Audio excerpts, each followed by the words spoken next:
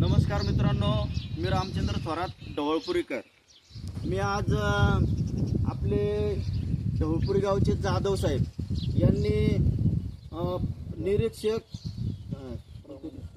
निरीक्षक प्रमाणित शाळा व संस्था महिला बालविकास आयुक्तालय पुणे ही येथे किती वर्ष सर्व्हिस केली जाधव साहेब? 28 वर्ष 7 महिने 17 दिवस.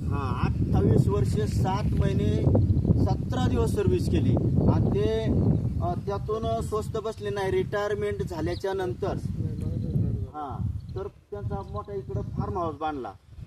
तर त्यांनी रासायनिक शेती करण्यापेक्षा एक सेंद्रिय शेती करण्याचा त्यांचा प्रयत्न आहे. जाधव साहेब, थोडी याची आम्हाला माहिती सांगा तुम्ही.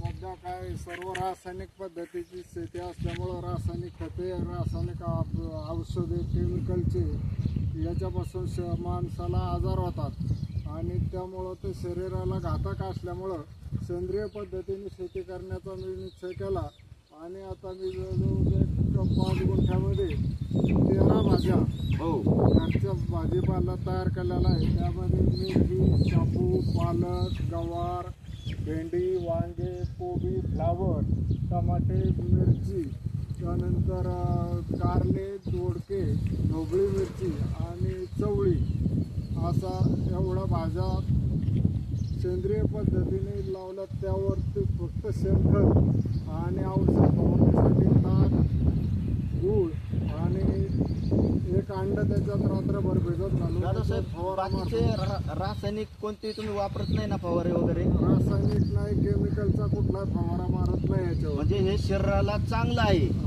बरोबर आहे का नाही?